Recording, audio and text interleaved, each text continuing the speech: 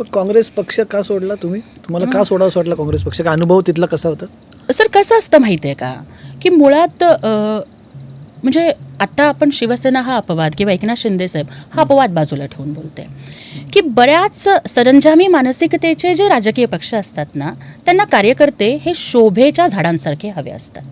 म्हणजे बागांच्या मधली शोभेंची झाडं असतात बघा, ते त्यांना जास्त उंचही होऊ देत नाहीत.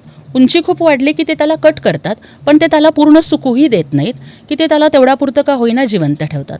अशा पद्धतीचा कार्यकर्ता होणं हे माझ्या रक्ताला कधी पटलंच नसतं. माझ्या काही विचारधारा होत्या, माझे काही मुद्दे होते, मला अतिशय सक्षमपणानं त्याच्यावरती उभं राहायचं होतं.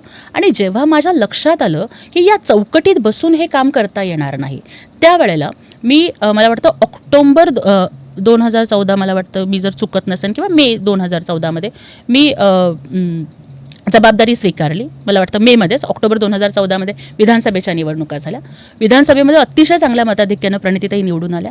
आणि त्याच्यानंतर एक 6-8 महिन्यांच्या काळात, 1.5 वर्षाच्या काळामध्ये मी राजीनामा दिला. कारण मला माझी PhD पूर्ण करायची होती. कारण लक्षात आलं की असं बाबासाहेबांनी सांगितलं ना की आधी स्वतःच्या पायावर उभे राहा, मगच तुम्ही स्वाभिमानानं राजकारण पण तुम्ही करू म्हटलं शकता. की सरंजामी मानसिकता असते, असा काय अनुभव तुम्हाला आला होता की सरंजामी मानसिकता जाणवली काँग्रेसमध्ये? सर तिथे कसं आहे माहिती आहे का की नुसतंच फुले शाहू आंबेडकरांचं नाव घेऊन राजकारण करणारे अनेक पक्ष आहेत, परंतु त्यांच्या व्यवहारामध्ये फुले शाहू आंबेडकर कुठे आहेत? संधी द्यायची ज्या वेळेला वेळ येते त्यावेळेला संधी ही फक्त ठराविक आईवडिलांची मुलं असणाऱ्या लोकांनाच दिली जाते. प्रत्येक ठिकाणी, प्रत्येक जिल्ह्यामध्ये ठराविक एक वतनदार तिथे नेमलेला आहे आणि त्या वतनदारांची आणि जहागीरदारांचीच मुलं, त्यांची पुढची पिढी ही काम करत राहते. आणि अजूनसुद्धा तळागाळातल्या लोकांना त्यांच्या चौकटीवरती जाऊन मुजरेच करावे लागतात. पण काल मुजरेचे केले रे माझ्या मेलेल्या बापानं, पण आज लोक आम्हाला मुजरे करतील माझ्या भीमाच्या संविधानाच्या प्रतापानं. हे जे काही शिकले होते ना सर, हा वामनदादा करडक गप्प बसू देत नव्हता.